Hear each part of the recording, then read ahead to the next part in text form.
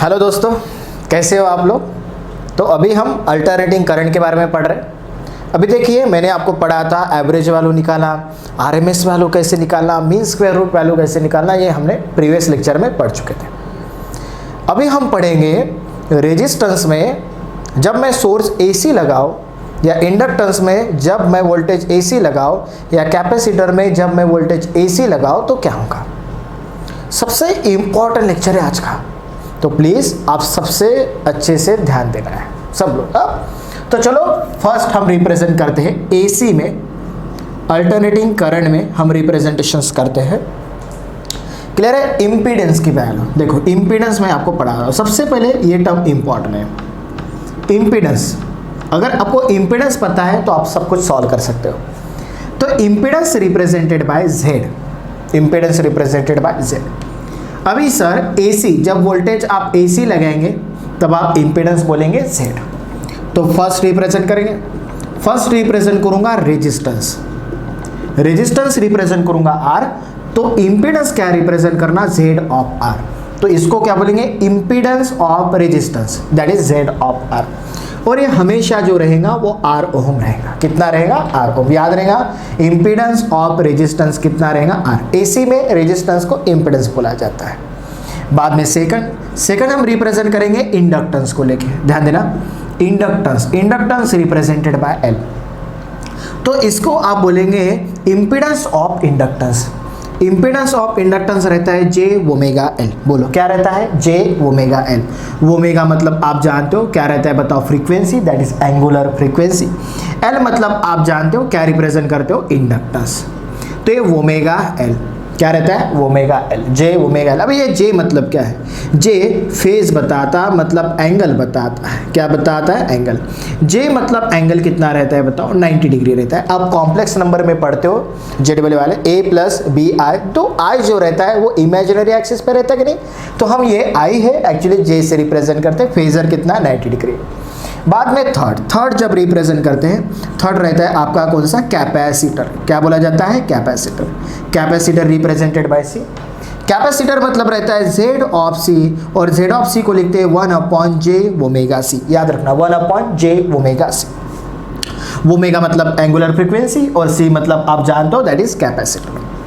अभी देखो ये वैल्यू आपको याद रहना चाहिए। बोलो जेड ऑफ आर मतलब आर, जेड ऑफ एल मतलब जे ओमेगा एल, और जेड ऑफ सी मतलब 1/j ओमेगा सी। लेकिन जहाँ पे फेजर टर्म है, जहाँ पे फेजर टर्म है वहाँ पे और इसे कॉम्प्रेस किया गया, तो इसको बोलेंगे आप रिएक्टेंस। क्या रिप्रेजेंट करेंगे बताओ, रिएक्टेंस। रिएक्टेंस दोनों के लिए अप्लीकेबल है, ओनली इंडक्टेंस और कैपेसिटर के लिए भी रिएक्टेंस अप्लीकेबल है, अदरवाइज किसी के लिए अप्लीकेबल नहीं है। तो यहाँ पे हमने रिप्रेजेंट किया क्या, रिएक्टेंस रिप्रेजेंट किया। तो रिएक्टेंस मतलब रहता है एक्स ऑफ एल, इसको बोलेंगे reactance of impedance. Z of L मतलब इम्पीडेंस किसका है, यहाँ पे जेड ऑफ एल मतलब क्या रिप्रेजेंट करेंगे, impedance of inductance. Z of C impedance of capacitor, और इसको बोलेंगे रिएक्टेंस ऑफ इंडक्टेंस। मैं लिख के देता हूँ, यहाँ पे लिखना है रिएक्टेंस ऑफ क्या रिप्रेजेंट करना है बताओ, इंडक्टेंस। और रिएक्टेंस ऑफ इंडक्टेंस एक्सएल की वैल्यू रहता है ओमेगा एल। एक्सएल की वैल्यू क्या रहता है, ओमेगा एल। तो ओमेगा एल को कंप्रेस करने के लिए रिएक्टेंस है, तो ओमेगा एल को एक्सएल बोलना है। तो Z of L is equal to J into XL, formula हो गया J into X of L. वही अगर कैपेसिटर के लिए भी रिएक्टेंस रहता है जेड ऑफ सी, इसको बोला जाता है रिएक्टेंस ऑफ कैपेसिटर। क्या बोला जाता है बताओ, रिएक्टेंस ऑफ क्या बोला जाता है बताओ, कैपेसिटर। लेकिन एक्स ऑफ सी की वैल्यू रहता है 1/ओमेगा सी। क्या रहता है, 1/ओमेगा सी। तो यहाँ पे वैल्यू पुट कर दो 1/ओमेगा सी के जगह। तो Z of C is equal to क्या रहेगा, देखो X E divided by J. और ये जे ऊपर जाने के बाद हो जाता है माइनस जे, तो ये हो जाता है माइनस जे इंटू एक्स ई। और ये माइनस जे मतलब क्या होता है, ध्यान देना, ये रहता है -90 डिग्री फेज शिफ्ट। कितना रहता है, -90 डिग्री फेज शिफ्ट। ये जो मैंने अभी आपको चीज़ पढ़ाया इम्पीडेंस और रिएक्टेंस, ये अल्टरनेटिंग करंट में सबसे इंपॉर्टेंट माना जाता है। ध्यान देना, अल्टरनेटिंग करंट में सबसे इंपॉर्टेंट माना जाता है। तो बोलना मेरे साथ, बोलो। इंपीडेंस हमने पढ़े, इंपीडेंस रेजिस्टेंस का आर ही रहता है, लेकिन इंडक्टेंस का क्या रहता है, J omega L, angular frequency inductance. और ये जे मतलब क्या रहता है, एंगल बताता है कितना, 90 डिग्री बताता है। बाद में कैपेसिटर आ गया, कैपेसिटर जेड ऑफ सी रहता है 1/j ओमेगा सी रहता है, लेकिन ओमेगा एल और ओमेगा सी को लिखने के लिए आगे जो टर्म आया वो आया रिएक्टेंस। क्लियर है? तो एक्स ऑफ एल को क्या बोलेंगे, रिएक्टेंस ऑफ इंडक्टर्स, जिसकी वैल्यू रहता है ओमेगा एल, और रिएक्टेंस ऑफ कैपेसिटर जिसकी वैल्यू रहता है 1/ओमेगा सी। तो यहाँ पे एक्स ऑफ एल की जगह क्या, यहाँ पे ओमेगा एल की जगह एक्स ऑफ एल पुट कर दिया, और 1/ओमेगा सी की जगह एक्स ऑफ सी पुट कर दिया। लेकिन ये प्लस जे ऊपर जाके क्या बनता है, माइनस जे, ये हो जाएगा minus J X of C. Minus J मतलब क्या रहेगा, माइनस 90 डिग्री फेज शिफ्ट, और यहाँ पे जे मतलब कितना रहेगा बताओ, प्लस 90 डिग्री फेज शिफ्ट। तो ये आपको सबको समझ में आ रहा है, ये सबसे इंपॉर्टेंट है, एक बार जल्दी से नोट करना है और जल्दी से जल्दी इसको याद करना है। चलो बच्चों याद करो जल्दी से जल्दी। ये याद नहीं हुआ तो आप resistance, inductance, capacitor, series RM, series RC, LC, RLC series पढ़ नहीं सकते हो, तो प्लीज अभी के अभी ये याद कीजिए जल्दी से याद। जब तक मैं मिटाता हूं तब तक याद करो जल्दी। और ये जो है इम्पीडेंस और रिएक्टेंस, इसको कॉम्प्रेस करने के लिए बनाया गया, और ये जो टर्म होता है जब आपका सोर्स क्या हो, एसी, तभी ये वोल्टेज आप लोग लगाते हो। तो अभी हम सबसे फर्स्ट पैरामीटर जो पढ़ेंगे वो पढ़ेंगे रेजिस्टेंस, और रेजिस्टेंस के नीचे मैं सोर्स लगा दूंगा एसी वोल्टेज। क्या लगा दूंगा, एसी वोल्टेज। तो ध्यान देना, फर्स्ट मैं यहाँ पे रिप्रेजेंट करूंगा, फर्स्ट रिप्रेजेंट करूंगा रेजिस्टेंस। देखो यहाँ पे आपको दिखाई दे रहा है रेजिस्टेंस रिप्रेजेंटेड बाय, क्या बोलना है बताओ, आर। अभी देखो मुझे तो सबसे पहले सर्किट डायग्राम बनाना है। सर्किट डायग्राम क्या है, देखो रेजिस्टेंस को बना देना, रेजिस्टेंस के नीचे एसी वोल्टेज लगा देना। देखो एसी, ये प्लस और ये माइनस, तो यहाँ पे मैं V इज इक्वल टू क्या लिखता हूँ, V0 इंटू साइन क्या लिखता हूँ, ओमेगा टी। एसी मतलब क्या रहता है, फ्रीक्वेंसी में रहता है, सबको पता है। तो मैं यहाँ पे देखो, जैसे मैंने यहाँ पे क्या लगेगा, पॉजिटिव निगेटिव रहता है, करंट फ्लो होता है, तो यहाँ पे रेजिस्टेंस में से क्या होगा बताओ, करंट फ्लो होगा। और करंट कैसे, पॉजिटिव टू निगेटिव, तो यहाँ पे क्या रहता है, V of R. V of R मतलब voltage across the resistance. Current कैसे फ्लो होता है, higher potential to lower potential में रेजिस्टेंस में, तो V ऑफ आर। आप मुझे बताओ ये और ये वोल्टेज सेम हो जाते हैं, क्योंकि आप लूप लगाएंगे तो V is equal to VR हो जाता है। अगर आपको समझ में नहीं आए तो आप इसको प्लस पकड़ो और इसको माइनस पकड़ो थोड़े समय के लिए, क्योंकि और यहाँ पे लूप लगा दो। क्योंकि निगेटिव मतलब क्या रिप्रेजेंट करते हैं, पॉजिटिव, तो ये हो जाता है V0 साइन ओमेगा टी, और यहाँ पे V ऑफ आर, तो प्लस मतलब क्या रिप्रेजेंट करते हैं, माइनस, तो यहाँ पे V ऑफ आर मतलब वोल्टेज अक्रॉस द रेजिस्टेंस कितना मिल जाता है बताओ, V0 इंटू साइन क्या मिल जाता है, ओमेगा टी।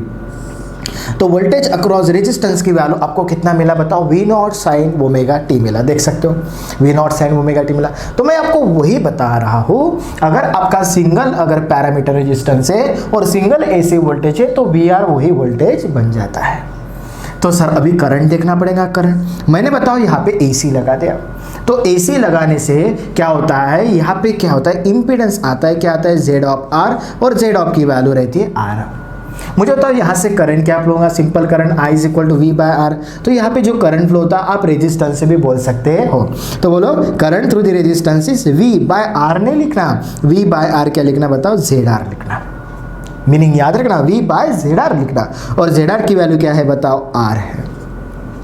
ZR की वैल्यू R है, और ये V क्या है, V that is voltage across the resistance है।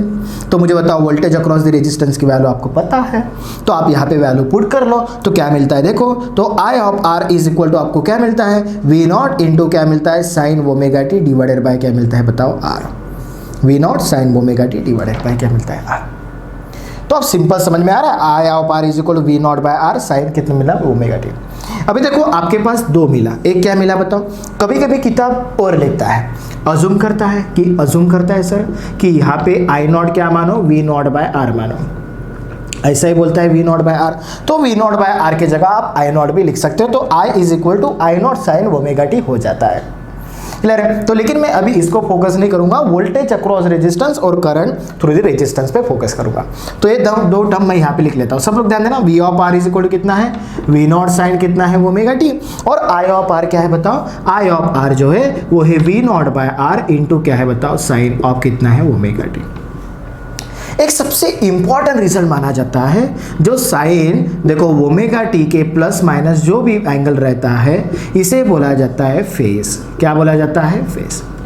तो अभी आप देखो दोनों भी टर्म में इधर भी साइन ओमेगा टी है और इधर भी साइन ओमेगा टी है, इसके आगे कुछ भी नहीं है, मतलब ये दोनों भी जो हुआ यहाँ पे हुआ 0 डिग्री फेज शिफ्ट। क्या बोलना है बताओ आपको? 0 डिग्री फेज शिफ्ट, 0 डिग्री बोलना है।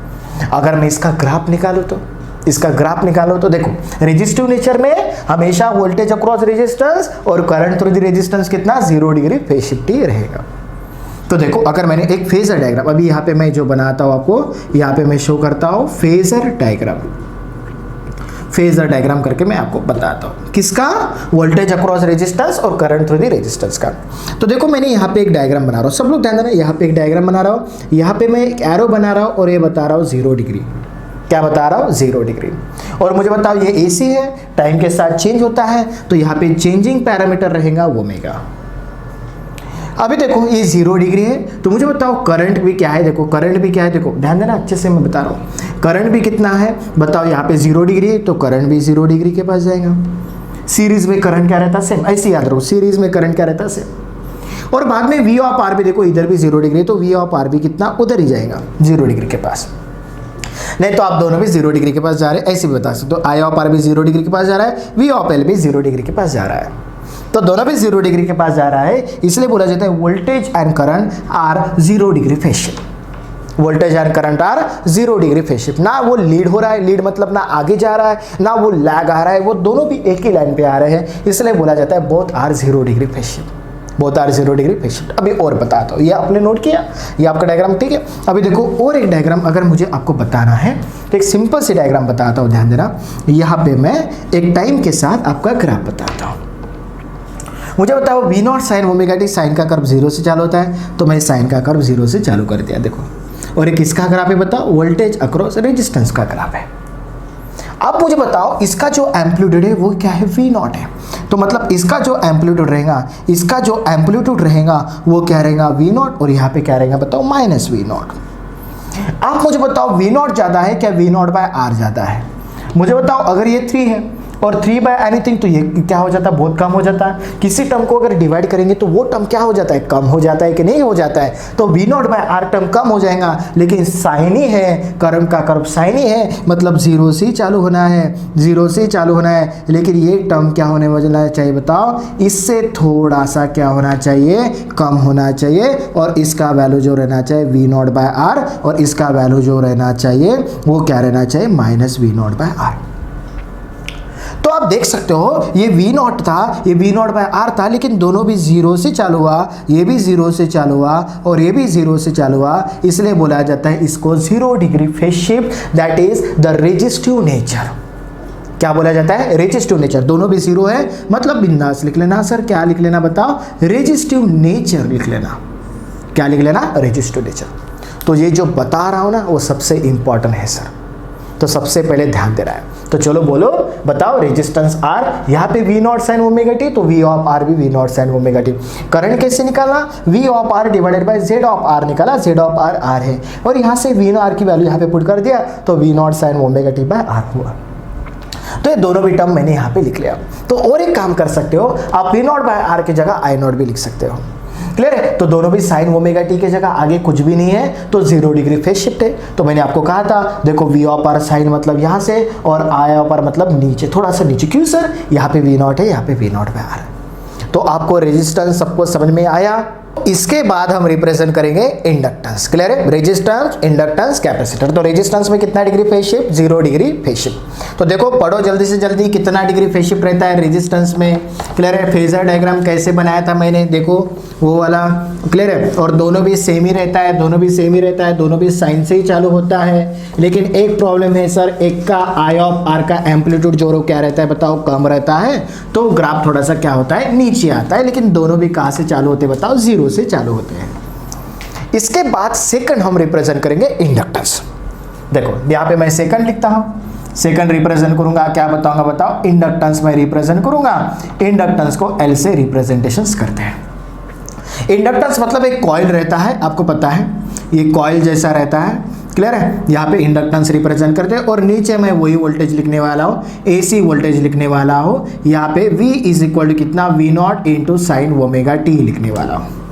और मुझे बताओ यहाँ पे करंट थ्रू द इंडक्टेंस जाएगा और यहाँ पे plus minus current higher to lower ऐसे फ्लो होता है कि नहीं, ये पॉजिटिव ये नेगेटिव, तो ऐसे फ्लो होता है और वोल्टेज अक्रॉस द इंडक्टेंस वाला होगा। मुझे बताओ, कुछ अभी बताने की जरूरत नहीं, ये और ये वोल्टेज क्या होने वाले हैं, सेम होने वाले हैं। कितना होने वाले बताओ, V of L is equal to ये होने वाला है कितना, V0 इंटू साइन क्या होने वाला है, ओमेगा टी होने वाला है। लेकिन जब आप current through the inductance calculate करते हो तब इंड्यूस्ड EMF जनरेट होता है।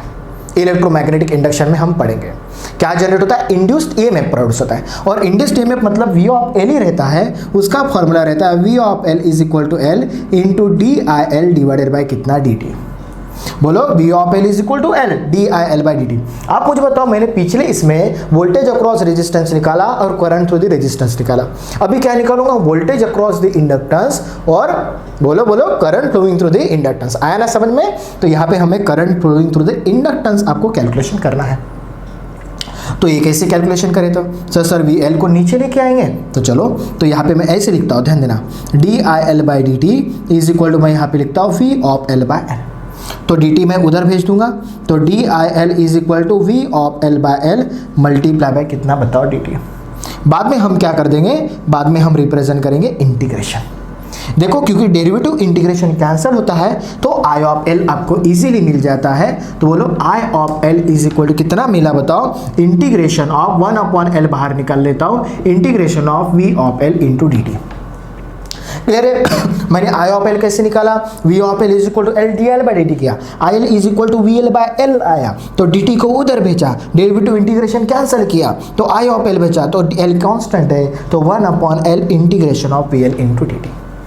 तो अभी आपको VL की वैल्यू इजीली पता है, just put the value VL। Clear है, VL के जगह, इस VL के जगह आपको क्या करना है, वो वैल्यू रख देना है, तो चलो रख देते हैं। तो I of L is equal to 1 upon L integration of क्या आ जाएगा, V0 इंटू क्या आ जाएगा, sine omega T multiply by कितना dt आ गया। अब यहाँ पे V0 कांस्टेंट है क्योंकि यहाँ पे t के साथ dt है, V0 कांस्टेंट आ जाएगा, तो I of L is equal to V0 divided by L, V0 divided by L integration of क्या रहेगा बताओ, sine omega T multiply by dt।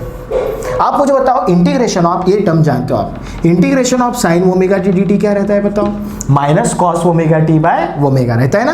तो I of L is equal to आया V0 by L क्या आया, minus cos of omega T divided by omega. ध्यान देना, minus cos of omega T by omega आया। अभी देखो यहाँ पे माइनस है तो यहाँ पे I of L is equal लिखता हूँ minus V0 divided by omega L। देखो ओमेगा L पहले लिखता हूँ और यहाँ पे क्या लिख सकते हो बताओ, cos omega T, cos omega T. आप मुझे बताओ cos minus cos omega T क्या बताया है, माइनस कॉस ओमेगा टी कब लिख सकते हो बताओ। आप मुझे बताओ साइन 90 प्लस थीटा क्या रिप्रेजेंट करते बताओ, साइन की टर्म क्या रहती है, मुझे बताओ माइनस कॉस मुझे लिखना है, माइनस मतलब कहाँ पे आता है, नीचे आएगा। आप सिंपल से बात कर सकते हो, माइनस मतलब कैसे कर पाता है बताओ, नीचे आएगा। तो यहाँ पे आप प्लस बता सकते हो क्या माइनस बता सकते हो, तो मैंने आपको रूल आपको पता है, मैंने अगर रिप्रेजेंट किया साइन, यहाँ पे अगर मैं रिप्रेजेंट करूँ साइन यहाँ पे π/2 माइनस थीटा या साइन 90 माइनस थीटा, ऐसे मानो sine 90 minus theta. Sine 90 minus theta क्या होता है, मैंने कहा था यहाँ पे क्या है, π/2 1 रहता है। एक्चुअली आप 90 को ऐसे π/2 लिख सकते हो और यहाँ पे 1, अगर 1 हो तो इसका कॉन्जुगेट हो जाता है, क्या हो जाता है बताओ, कॉस थीटा। क्या हो जाता है, कॉस थीटा, तो कॉन्जुगेट हो गया सर। और साइन की value 90 minus theta first quarter में होने की वैल्यू क्या हुआ, पॉजिटिव। तो यहाँ पे साइन, अगर मैंने साइन रिप्रेजेंट किया π/2 plus theta, sine π/2 plus theta, तो आप यहाँ पे भी देख सकते हो। क्लियर है, यहाँ पे भी 1 वैल्यू है, 1 होने से क्या हो गया बताओ, कॉस ही आ गया, क्या हो गया, कॉस आ गया। लेकिन सेकंड क्वार्टर में ना, second π/2 plus theta, second quarter में साइन की वैल्यू पॉजिटिव, तो ये भी वैल्यू क्या रहता है, पॉजिटिव रहता है। तो आप डिपेंड कर सकते हो, यहाँ पे theta minus 90 degree, theta minus 90 degree वो अलग रहता है। तो यहाँ पे लेकिन आपको इतना समझ में आ रहा है, तो I of L is equal to कितना, minus V0 by omega L into cos of omega T. सबको क्लियर है यहाँ तक, बताओ हाँ या ना, यहाँ तक सबको क्लियर है। सब यहाँ पे माइनस कॉस ओमेगा टी है, तो आप यहाँ पे साइन क्या रहता है बताओ, ओमेगा टी माइनस π/2 को आप इजीली क्या लिख सकते हो, माइनस कॉस ओमेगा टी आप इजीली लिख सकते हो। ये मैंने आपको अभी पढ़ा दिया था। तो यहाँ पे आप माइनस कॉस ओमेगा टी की जगह sine omega T minus pi by 2, तो I of L is equal to जो हुआ वो V naught divided by omega L into क्या हुआ साइन कितना रिप्रेजेंट करेंगे ओमेगा टी माइनस कितना रिप्रेजेंट करेंगे पाई बाय 2 आप रिप्रेजेंटेशन करेंगे। तो आप देखते हैं कि यहाँ पे minus cos omega T use करो, नहीं तो आप sign omega T minus pi by 2 use करो, दोनों भी एक ही टर्म है। अभी इसके बाद और एक बात आपको बताना चाहता हूँ, ये जो ओमेगा एल इसके एल के जगह आप जेड ऑफ एल इम्पीडेंस भी लिख सकते हो, मैंने कहा था ना V naught by Z L भी लिख सकते हो इसके जगह। अभी आपको दो पैरामीटर पे ध्यान देना है, एक वोल्टेज अक्रॉस द इंडक्टेंस और करंट थ्रू द इंडक्टेंस, ये डायग्राम आपको वहां पे लेना है। तो ये जो हुआ नेक्स्ट डायग्राम जो हुआ वो फेजर डायग्राम की बात करेंगे। किसकी डायग्राम की बात करेंगे? Phasor diagram. अभी देखो फेजर डायग्राम में आपको मैं सिंपल यही चीज बताता हूं कि यहाँ पे टाइम के साथ लिखना है। तो देखो वी ऑफ एल कितना है, V of L V naught sine omega T, sine मतलब कहाँ से जीरो से चालू होना चाहिए, तो साइन मतलब कहाँ से देखो जीरो से चालू हो गया, साइन मतलब जीरो से। आप कैसे बना सकते हो, यहाँ पे ऐसा जरूरी नहीं है सर, क्लियर है। तो ये साइन मतलब कहाँ से जीरो से चालू हो गया, तो यहाँ पे रिप्रेजेंट करेंगे वोल्टेज अक्रॉस द इंडक्टेंस। आप मुझे बताओ माइनस कॉस मतलब नीचे आएगा, नहीं तो आप जानते हो minus pi by 2, minus pi by 2 मतलब यहाँ पे नीचे आएगा कितना डिग्री बताओ 90 डिग्री। और ये भी सर माइनस कॉस तो यहाँ से चालू करो या साइन ओमेगा टी माइनस यहाँ से चालू करो, तो ये देखो मैंने यहाँ से चालू कर दिया।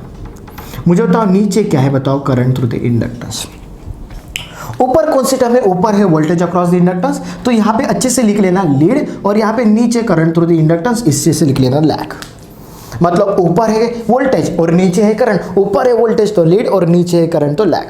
तो वोल्टेज ऊपर है तो voltage lead current by 90 degree. देखो मैं सेंटेंस कैसे लिखता हूँ, देखो voltage across the inductance, voltage what lead, मतलब ये ऊपर है किससे, करंट से। कितना ऊपर है बताओ, कितना ऊपर है बताओ, बाय 90 डिग्री ऊपर है, तो voltage lead the current by 90 degree. Second statement ये बताएंगे, बताओ करंट सर, करंट क्या है बताओ, लैग है। लैग किससे बताओ, वोल्टेज से, मतलब नीचे है, कितने से बताओ 90 डिग्री। तो दोनों भी सेंटेंस जो भी लिखा है वो एग्जैक्टली सही है सर। तो voltage lead the current by 90 degree या current lag the voltage by 90 degree, आप दोनों में से कोई भी रिप्रेजेंटेशन कर सकते हो। यहाँ तक सबको क्लियर है, यहाँ तक सबको क्लियर है। और एक डायग्राम मैं बताना चाहता हूँ, देखो ये 0 डिग्री था, मुझे बताओ यहाँ पे वी ऑफ एल जो है, देखो आप वी ऑफ एल जो है वो कितना 0 डिग्री के पास है, लेकिन आई ऑफ जो एल जो है माइनस कॉस मतलब यहाँ पे साइन ओमेगा टी, मतलब ये नीचे है तो आप नीचे बता सकते हो, ऐसे भी कर सकते हो, लेकिन बेटर वे इसका एक्सप्लेनेशन मैं बाद में बताऊं। लेकिन आपको इतना समझ में आ रहा है क्या फेजर डायग्राम का कंसेप्ट, वी ऑफ एल और आई ऑफ एल का कंसेप्ट समझ में आ रहा है सर। तो ये हमने क्या पढ़ा बताओ, इंडक्टेंस। तो इंडक्टेंस पे जल्दी से रिवीजन कर लेते हैं। तो चलो बताओ वी ऑफ एल को क्या लिखा, V naught sine omega T, लेकिन मुझे करंट थ्रू द इंडक्टेंस निकालना था। तो करंट थ्रू द इंडक्टेंस पे निकालो कैसे, तो V of L is equal to L D I by D T था, तो एल को मैंने नीचे लिया और मुझे डी टी को इधर लेके इंटीग्रेशन किया, तो डेरिवेटिव इंटीग्रेशन कैंसिल हुआ, तो I of L is equal to integration of V L, L बाहर निकाला तो integration of V L D T. लेकिन वी एल मुझे पता था कितना था, V naught sine omega T, तो वी एल की जगह मैंने V naught sine omega T into D T कर दिया। तो वी नॉट कॉन्स्टेंट था, integration of sine omega T ये रहता है minus cos omega T by omega, और माइनस कॉस ओमेगा टी को sign omega T minus pi by 2 लिख सकते हो। तो ये मैंने लिख लिया। दोनों भी ग्राफ देखा कि वी एल 0 से चालू हो रहा है और आई एल कितना है, नीचे है, माइनस पाई बाय 2 मतलब नीचे, या माइनस कॉस ओमेगा टी का ग्राफ नीचे आता है, तो नीचे से मैंने ऐसे चालू किया। तो ऊपर है वोल्टेज मतलब लीड, नीचे है करंट मतलब लैग। स्टेटमेंट कैसे लिखे, जो लीड है कितना है 90, तो voltage lead current by 90 degree या current lag voltage by 90 degree. तो हमने रेजिस्टेंस पे पढ़ा था 0 डिग्री फेज शिफ्ट, यहाँ पे पढ़े minus 90 degree phase shift. Clear है सर। तो चलो आगे की तरफ बढ़ते हैं, आगे की तरफ बढ़ेंगे। थर्ड क्या रिप्रेजेंट करेंगे बताओ, कैपेसिटर की वैल्यू को हम रिप्रेजेंट करेंगे। लेकिन तब तक आप जल्दी से जल्दी याद करो, रेजिस्टेंस कौन सा बताओ, 0 डिग्री फेज शिफ्ट, और इंडक्टेंस में क्या आया बताओ, इंडक्टेंस में क्या आया माइनस 90, मतलब कहाँ पे आया, नीचे आया। किसकी बात कर रहे हैं हम, voltage across the inductance, current through the inductance, और पिछले इसमें वोल्टेज अक्रॉस द क्या, रेजिस्टेंस, और करंट थ्रू द रेजिस्टेंस।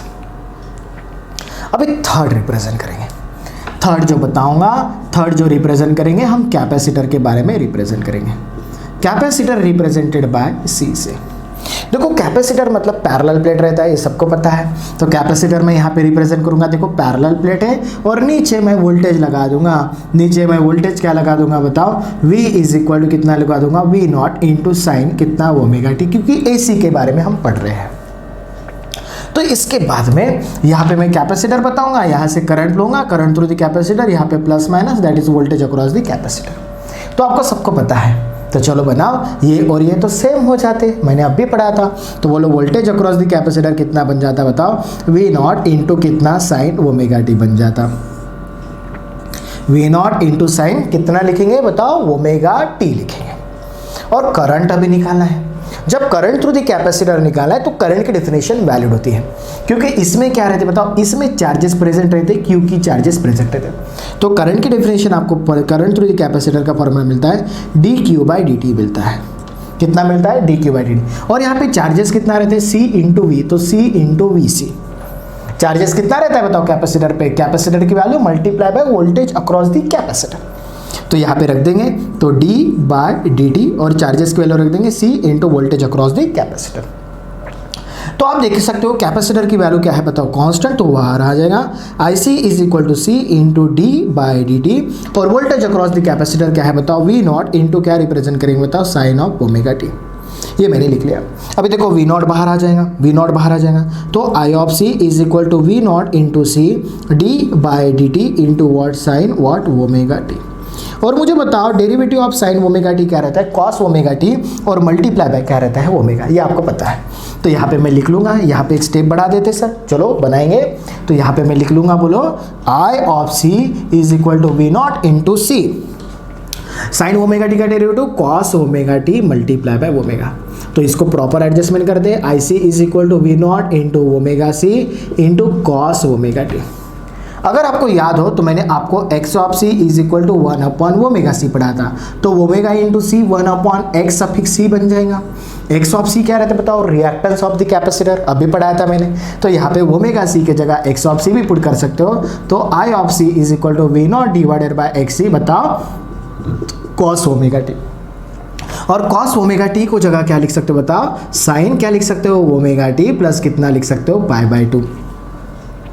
तो चलो आई ऑफ सी आ गया, कितना आ गया, V naught divided by X of C into sine कितना ओमेगा टी प्लस कितना आया बताओ, पाई बाय 2। और वोल्टेज अक्रॉस द कैपेसिटर कितना आया, वी नॉट इंटू क्या आया, साइन ऑफ ओमेगा टी। क्योंकि इन दोनों के बारे में हम अभी सोच रहे हैं, वोल्टेज और करंट के बारे में, वोल्टेज और करंट के बारे में हम सोच रहे हैं। ये डायग्राम बनाने के बाद मैंने आपको सिंपल वे से फेजर डायग्राम भी निकालना पड़ाया था।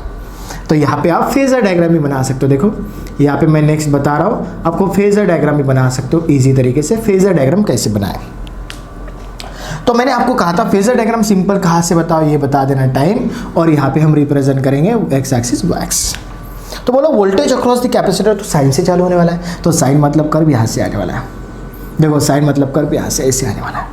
तो ये क्या है बताओ, ये क्या है बताओ, वोल्टेज अक्रॉस द कैपेसिटर। ध्यान से लिखना लेकिन अच्छे से। हाँ बताओ करंट थ्रू द कैपेसिटर जो है वो प्लस पाई बाय 2 या cos omega T. Cos omega T का कर तो यहाँ से चालू होता है, ऊपर चालू होता है। और sign omega T plus pi by 2 मतलब ऊपर से करना है। ऊपर कितना बताओ, पाई बाय 2 मतलब 90 डिग्री। तो कॉस का कर्व यहाँ से चालू हो जाएगा। आप जैसे चाहो बनाना चाहते हो वैसे। तो ऊपर जो है वो क्या है बताओ, current flowing through the capacitor.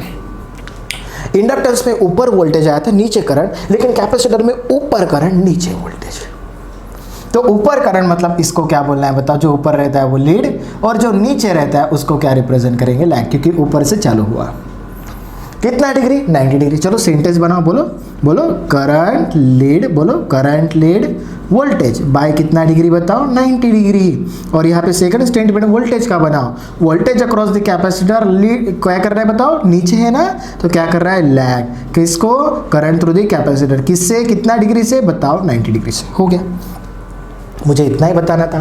तो यहाँ पे आपको समझ में आ रहा है, तो यहाँ पे पहले एक बार रिवीजन कर लेते हैं। तो वोल्टेज अक्रॉस कैपेसिटर लिख लिया, करंट थ्रू द कैपेसिटर कैसे निकाले, D Q by D T से। चार्ज कितना रहता है यहाँ पे, कैपेसिटर की value multiply by voltage across the capacitor. तो वोल्टेज अक्रॉस द कैपेसिटर की वैल्यू पुट कर दिया, कितना पुट कर दिया, V naught into sine omega T. V naught C constant है, derivative of sine omega T, that is omega into cos omega T. तो omega मैंने लिख लिया, लेकिन मुझे इसको रिएक्टेंस में लिखना है। तो that is X of C is 1 upon omega C and omega C is 1 upon X C. तो ओमेगा सी के जगह 1 upon X C into cos omega T आ गया। और बाद में cos ओमेगा टी को मैं sin ओमेगा टी प्लस π/2 लिख सकता हूँ, तो ये लिखा और ये वोल्टेज अक्रॉस द कैपेसिटर हो गया। साइन मतलब 0 से चालू होता है और प्लस π/2 मतलब ऊपर जाके चालू होता है, तो ऊपर मतलब करंट है, नीचे मतलब वोल्टेज है, लीड और लैग, तो current lead voltage by 90 degree या voltage lag current by 90 degree. तो आपको तीनों भी अच्छे से समझ में आया क्या? Resistance, inductance and capacitor. सबको क्लियर है? बताओ हाँ या ना। एक बार पढ़ना है क्योंकि अभी सीरीज RL आएगा, सीरीज RC आएगा, सीरीज LC आएगा और सीरीज RLC आएगा।